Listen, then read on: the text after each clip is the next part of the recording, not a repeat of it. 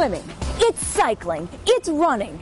It's the Ironman race, and this weekend it is happening, and it's kicking off at the shores of Narragansett Beach. Jacob Brier is joining me this morning because I have to take this off. This is really hot. Yeah, it is. I'm going to throw this back here. This is part of your gear, though, for Ironman, and what's surprising to me is you really look the part, but this is going to be your first one. Yes, it is. Tell me a little bit about that. I've done a sprint triathlon before last summer and an Olympic.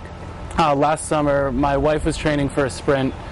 She did it. It looked like a lot of fun. I decided it was something I wanted to give a try. So after the first one I did, I decided that this summer I was going to do the Amica Ironman 70.3 Rhode Island. That is incredible. Now, Jacob Brier, you have something on your, what is this called? Your jersey? Yes, this is a triathlon jersey. Very cool, and it says Team Life Cycle. Tell me about that. In 2008, my wife and I co-founded Life Cycle Inc., which is an organization that promotes healthy, active living and supports local health care.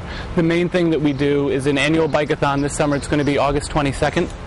And that raises money for local cancer treatment, primarily at Hasbro Children's Hospital and the Miriam Hospital.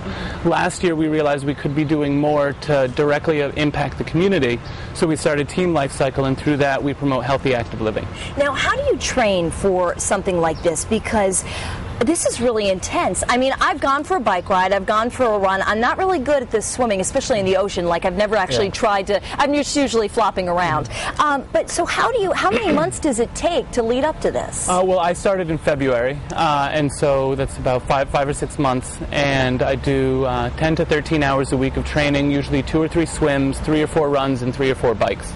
Very cool. Each week. And what I think is really neat is you have an interesting story, because you weren't necessarily always an athlete. I mean, I think when people think the word Ironman, it is really like, wow, these people are like professional athletes since they're like 2 and they're in their rubber diapers swimming laps. But that wasn't the case for you. No, I had gastric bypass surgery 2 years ago, and that's been a tool to get me to a fitness level where I can really participate in events like this, which I never would have dreamed of being able to do before. Yeah, we're looking at a before picture of you, and this is actually when you're training for something else, I think, because this was already in the throes of, and you can see it right there, this is when you were already in the throes of losing weight and that sort of thing, and decided to make fitness a part of your daily life. Yeah, that's actually from before the surgery. I had started cycling about 2 years before I had the surgery. And that was for a bike-a-thon out of state, which was actually one of the reasons why my wife and I decided to start a local bike-a-thon to keep the support that we generate supporting local hospitals. But that event was a 2-day bike-a-thon, which was pretty much the maximum I could do, was just bike. I couldn't have done the run or the swim at that point. And now you can. How exciting. What progress you've made. Thanks so much for sharing a little bit about that. Thank you. We're certainly going to be rooting for you. And are you nervous at all?